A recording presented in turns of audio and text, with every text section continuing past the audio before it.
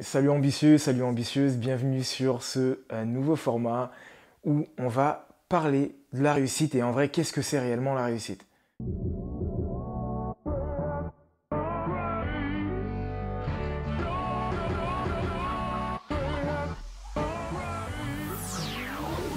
Donc aujourd'hui, on va parler de la réussite. Et de la réussite et de la définition de la réussite, qu'est-ce que réellement la réussite? Parce que c'est une question qui revient et puis je vois au final que ça fait couler beaucoup d'encre. Donc lorsque tu regardes la définition de la hausse, lorsque tu regardes la définition sur Internet de manière générale, on dit que la réussite, c'est l'action d'entreprendre une action de manière favorable. Entre parenthèses, des fois il y a marqué un examen, par exemple. Donc lorsque tu pars de ce postulat-là, tu peux te poser la question à savoir est-ce que la réussite au fond c'est quelque chose de... c'est une fin ou plutôt un cheminement et un accompagnement, quelque chose que tu fais en fait, que tu réalises au quotidien.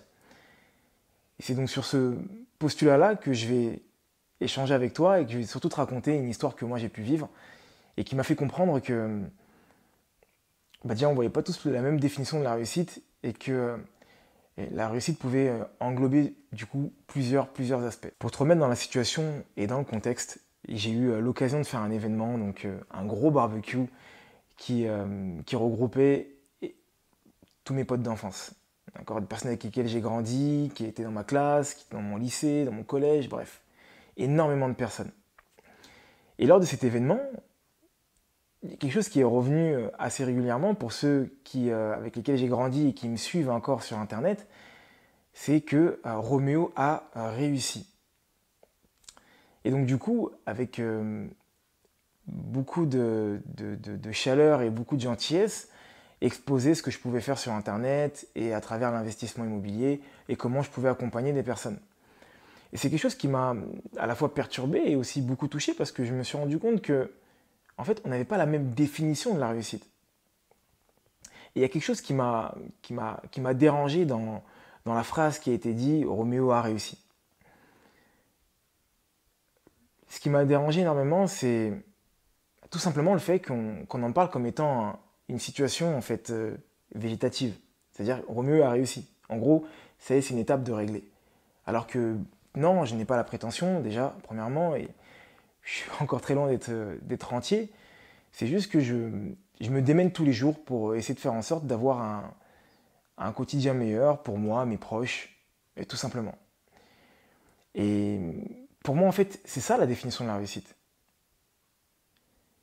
Et je me rends compte que, socialement parlant, donc dans notre société, on a souvent tendance à parler de la réussite comme étant un état, quelque chose de définitif.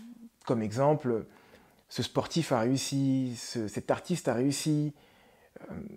Comme si justement la réussite était uniquement un examen de fin auquel on devait soit réussir ou soit louper. Alors qu'au final, la réussite, c'est plutôt un chemin. C'est plutôt des étapes, un processus qu'on fait régulièrement. Et je me rends compte que juste en changeant justement ce regard qu'on peut poser sur la réussite, on peut également enlever des frustrations quotidiennes. Parce que lorsqu'on parle d'examen et de fin, ben on s'attend à avoir quelque chose de factuel. C'est-à-dire une réussite sociale et qu'on puisse l'exposer à travers une richesse, par exemple, ou un examen que tu pourrais réussir, ou une famille modèle que tu pourrais créer. Bref, quelque chose en fait de palpable, qui est visible. Alors que la réussite, en fait, c'est vraiment comme l'immobilier. C'est pas une fin en soi, c'est un chemin, c'est un accompagnement, c'est un processus en fait que tu règles et que tu fais. Et à partir du moment où tu comprends ça, tu comprends que tu ne dois pas être dans cette frustration qui peut être de ne pas pouvoir exposer les mini et les micro-réussites que tu as au quotidien. Quand je reprends mon exemple, ma première réussite a été de faire ma première vidéo sur YouTube en 2019 et d'avoir des retours qui étaient favorables ou d'autres axes d'amélioration à avoir. C'est bien ce que tu fais, néanmoins tu devrais peut-être moins bouger tes bras, tu as des tics de langage, etc. Fais attention à ci ou fais attention à ça. Pour moi, ça a été une réussite.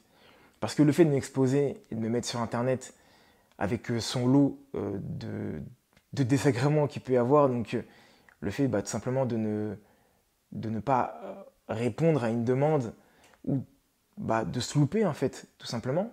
Donc affronter cette peur-là, cet inconnu, j'ai envie de te dire, ça a été réellement pour moi une expérience qui est escalée en fait. Et pareil pour mon premier investissement immobilier, et tu verras lorsque toi aussi tu vas te mettre à investir, ta première réussite, ça va pas être ton premier bien. Ta première réussite, c'est ta première visite. C'est la première fois que tu décroches ton téléphone et que tu appelles une agence immobilière. Et que lorsqu'elle te parle de termes techniques, tu arrives à la comprendre. Pourquoi? Parce que tu as pris soin de regarder des vidéos sur Internet, tu as pris soin d'acheter des bouquins, tu as pris soin peut-être d'échanger avec des personnes qui, elles, sont déjà passées par ces étapes-là. Mais c'est pas parce que tu as pu décrocher un rendez-vous ou tu as pu décrocher une négoce favorable pour un bien que pour autant tu as réussi dans l'immobilier. Tu vois un peu la nuance? Et c'est ça que j'ai envie de mettre en avant et de te faire comprendre. C'est que ce soit dans la vie personnelle ou dans l'immobilier, ne t'attends pas à ce que chacune de tes réussites soit factuelle et que tu puisses les voir, qu'elles soient visibles, qu'elles soient palpables. Ce ne sera pas toujours le cas. Dès lors que tu prends soin de sortir de ta zone de confort, tu es en plein dans la réussite. Dès lors que tu prends soin de changer tes état d'esprit pour avoir un état d'esprit qui va être plus favorable, voir moins les choses en gris et voir plus des choses non pas comme des problèmes mais des équations à résoudre, tu seras déjà dans cette étape de réussite avant même d'avoir pris soin en fait de résoudre cette équation si on reprend cet exemple-là. Donc pour conclure, ce que j'ai envie de te faire comprendre, c'est que la réussite, c'est pas un état végétatif, c'est un processus. L'immobilier, c'est pas une fin en soi, c'est un moyen qui te permet de réaliser tes rêves ou qui peut te permettre de réaliser tes rêves et d'entreprendre d'autres choses qui t'inspirent des fois même plus que l'immobilier. Le fait de sortir de ta zone de confort, c'est être dans la réussite. Le fait de prendre soin quelques minutes, comme là maintenant, pour regarder cette vidéo, alors que tu pourrais être ou devant la télé à rien faire, à végéter justement, et ben c'est être dans une forme de réussite. Pourquoi? Parce que tu décides de te faire souffrance, tu décides de faire quelque chose que tu n'as pas l'habitude de faire afin de t'améliorer. Donc, on peut dire en définitif que tu es dans la réussite. C'est la fin de cette vidéo.